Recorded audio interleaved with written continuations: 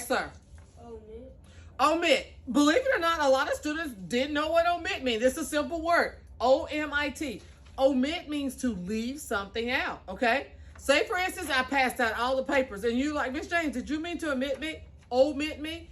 And I was like, no. Omit, on here, it says to leave out or exclude something, intentionally or just forgetfully. And the older you get, the more the word omit means to you, because I omit a lot of things, okay?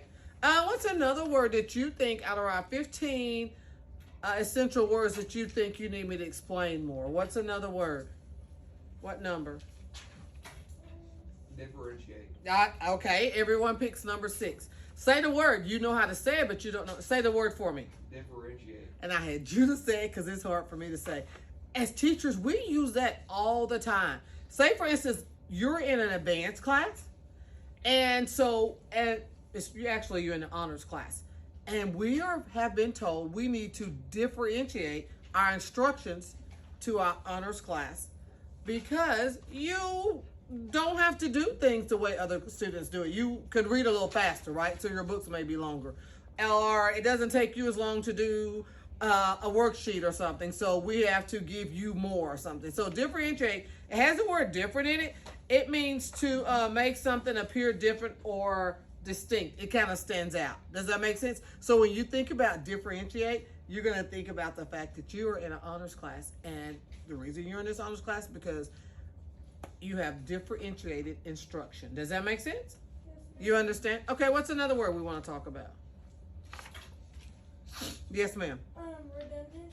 Yes. Okay, I'm glad you picked redundant. When we talk about redundant, I always used to think redundant meant over and over again. It does, but it doesn't. It means over and over again to the point to where it's no longer necessary, okay?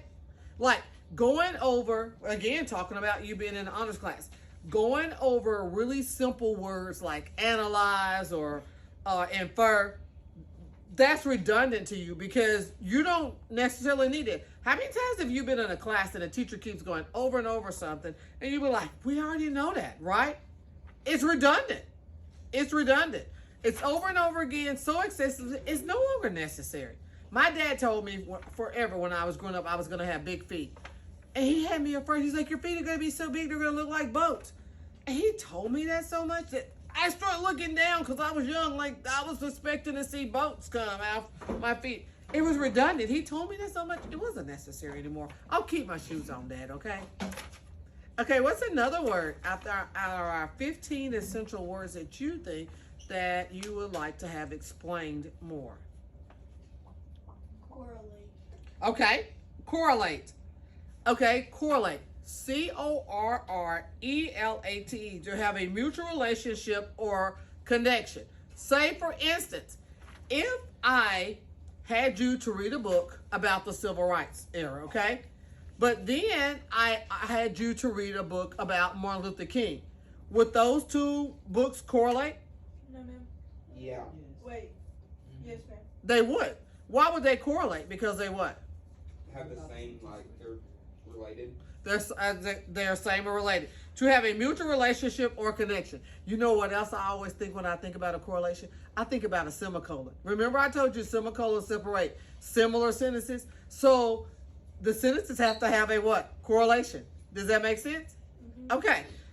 So I'm going to go over the other words really fast. Analyze, we know that means to explain in details, okay? If I ask you to analyze, explain something in detail. Compose. We look at the word compose. Do you know in college, but I don't care what kind of degree you have. You could have a doctorate degree, or you could go to college to be a nurse, or you could even go to college to be a lawyer, or you could even go to college to be an accountant. It doesn't matter. But you have to take 2 classes, Comp 1 and Comp 2, and they're writing classes. So think about composition or compose means to put something together.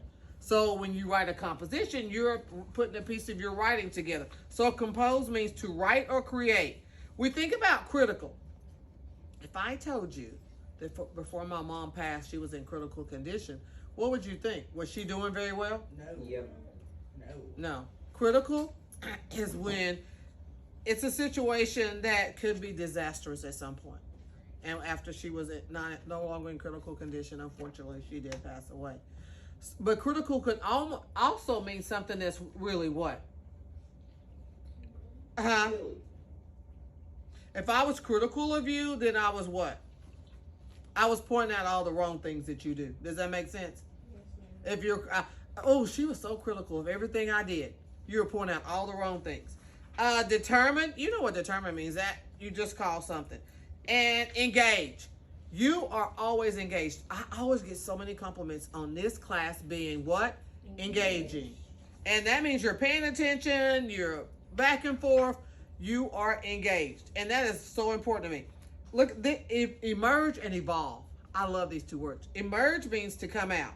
So you could say, Miss James emerged as a social media content creator, did I not? I just came out as I was just a regular teacher, and all of a sudden I'm a teacher and I'm also an educational social media content creator. And you can use that same scenario to talk about evolve. Evolve means to develop gradually, especially from a simple to a more complex form. When you think about evolving, I remember my very first video that I posted.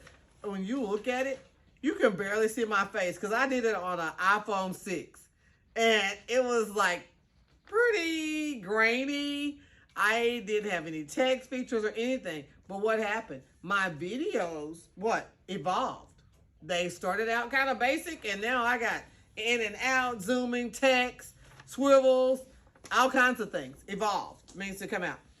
And since you've probably been in third grade, you've heard the word infer. And what does infer mean? Make an educated guess. Make an educated guess. Yes, sir. And precede. We have the word precede. Pre means what? Before, and seed means what? Continue. To keep going. So precede means to come before something. If I say, I found a love of teaching because my aunts preceded me in the educational field, what do you know about my aunts? They what? I helped you. They taught before I did, right? Does that make sense? Okay, and reflect. Do you know, as teachers, that's the first time I really heard that word. Like, I would say, look at my reflection in the mirror, like looking at myself. But when I got to be a teacher, that's all we did in college. Please reflect on your experiences. Let's reflect. Let's reflect. And reflect means to stop and think about what just happened. And then while you're thinking about it, thinking how you can make it better. And don't I always give you reflection questions? In fact, the worksheet that you did yesterday that you didn't finish the reflection questions on the back. And the reflection questions make you stop, think, don't look at yourself in the mirror, but look at your actions and then judge your actions. Reflect, okay? And then the last one we talked about is relevant. Something that's relevant, it sort of adds to what's happening right now. Does that make sense? And I don't want to bring up any relevant tragedy, so I'm going to think about something relevant. Okay, say for instance this. If I was talking about basketball, and I said, yeah, next year's basketball team may have a chance to go to state. Well, you're like, someone who wasn't here was like, why are you bringing that up? Because it's relevant, because our team didn't go to state this year, right? So something that's relevant is pertaining to actually what's going on there. Anytime that I give you vocabulary definitions or I try to explain something to you, that's actually what I do. I try to make it relevant to you.